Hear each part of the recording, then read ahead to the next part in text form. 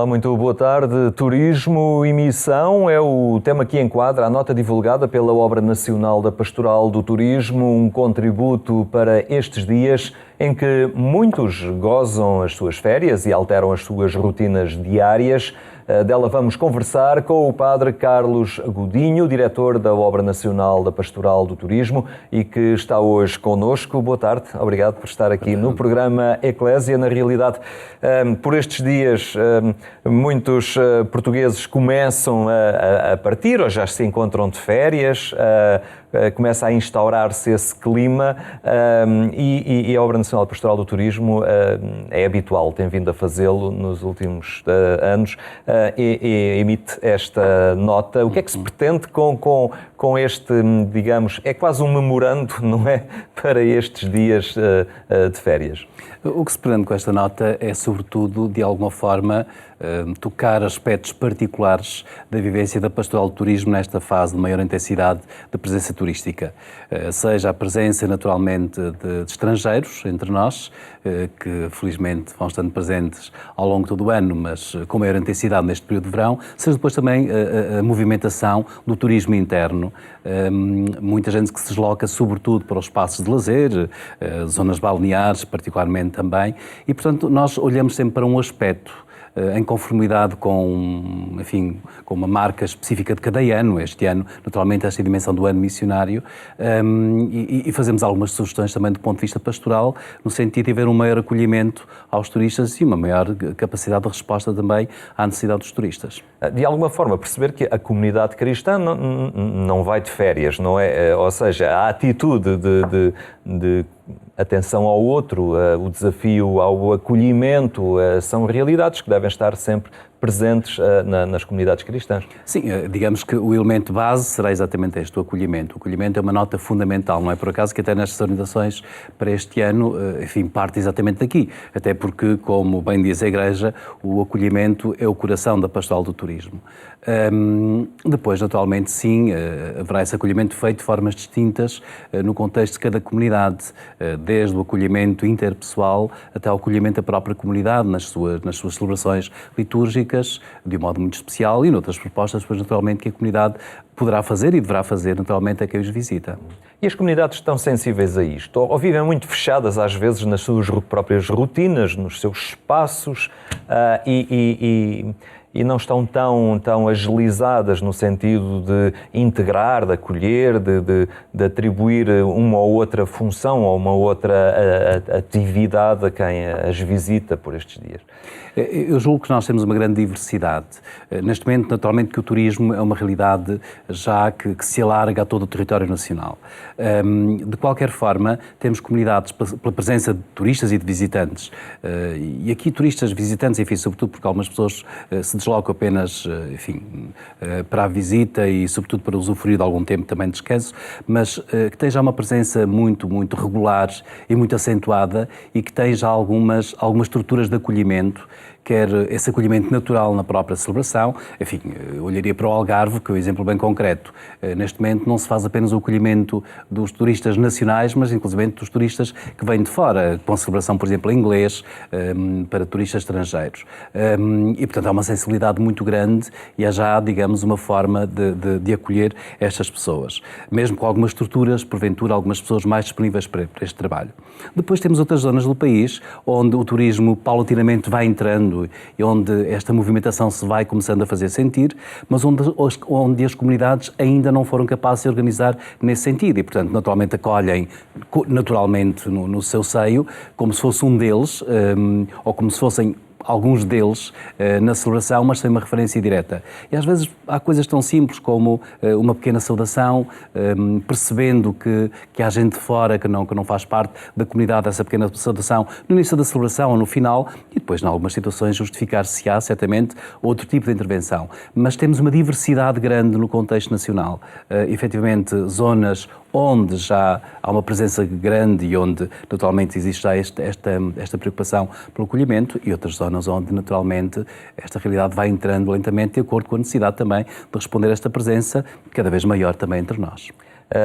O Padre Carlos fazia aí referência a alguns gestos mais concretos e, aliás, esta nota termina precisamente com sugestões mais nesta linha, não é? Do que é que se pode fazer afinal, não é? E lá está a atitude de acolhimento ou o folheto que pode estar disponível, que seja explicativo, o ter os espaços de culto disponíveis e abertos, visitáveis. Há um conjunto de realidades ou uma sensibilidade a trabalhar para acolher melhor quem nos visita, não é? Sim, quer dizer, de alguma forma, estas orientações, a nota procura fundamental, naturalmente, enquadrá-la no contexto do ano missionário e, sobretudo, também muito em conformidade com a nota do Papa Francisco, precisamente neste centenário da Carta Apostólica Maximo Illud do Papa Bento XV.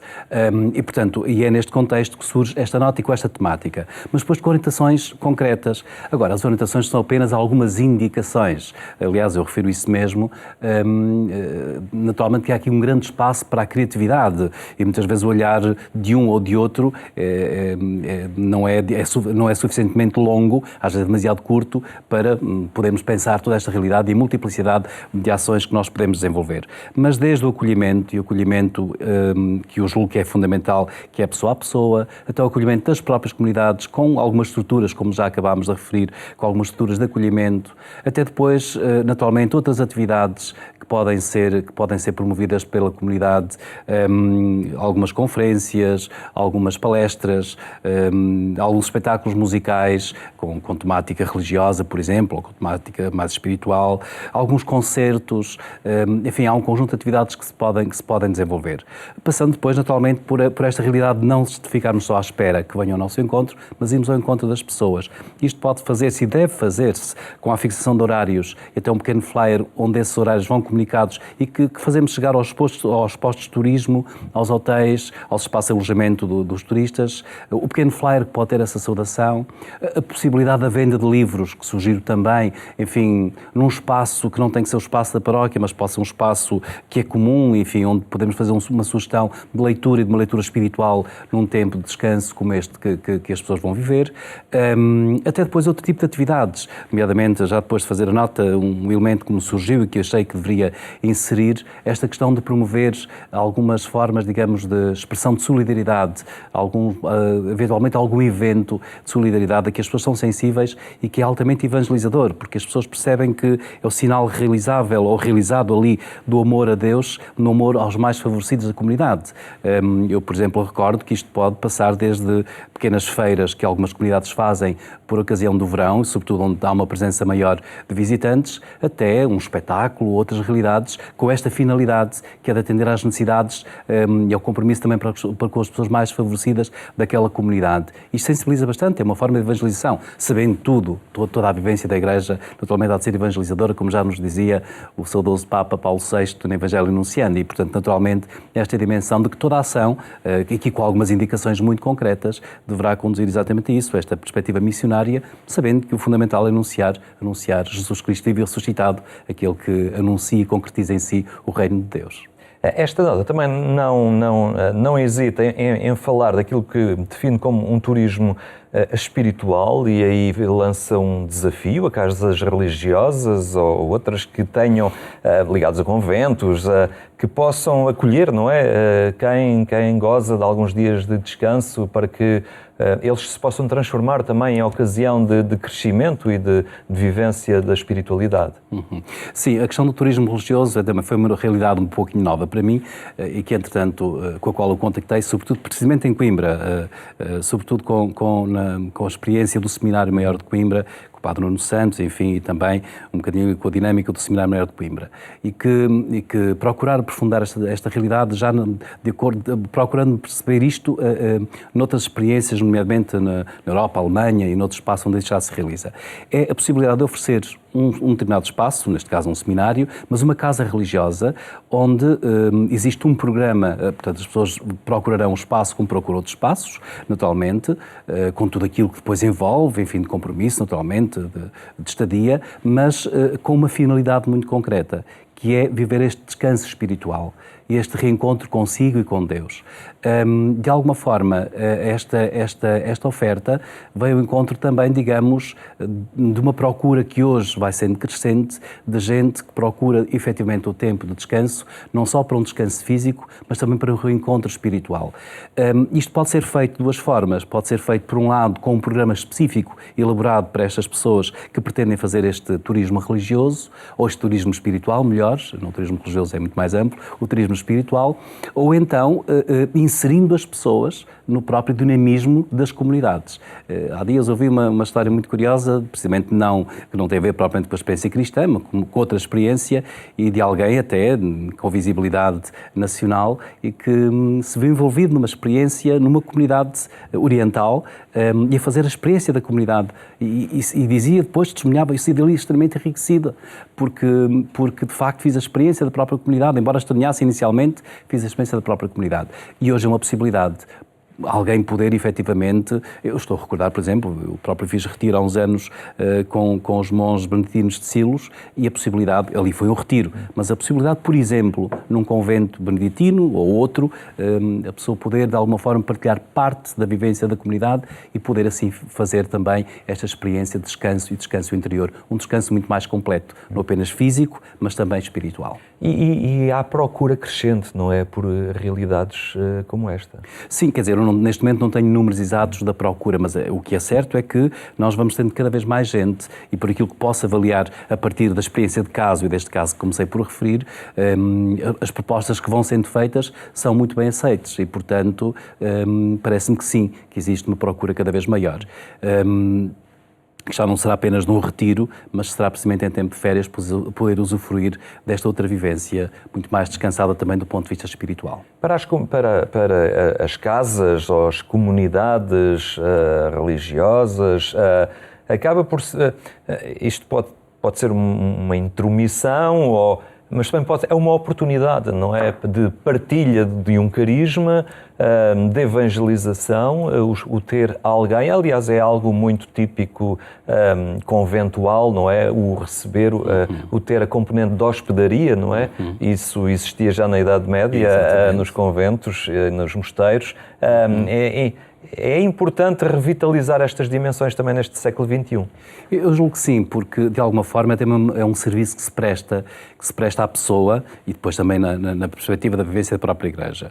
E se todos nós somos chamados à missão, a partir da vivência de uma comunidade, essa missão pode ser vivida e se calhar certamente com muita profundidade.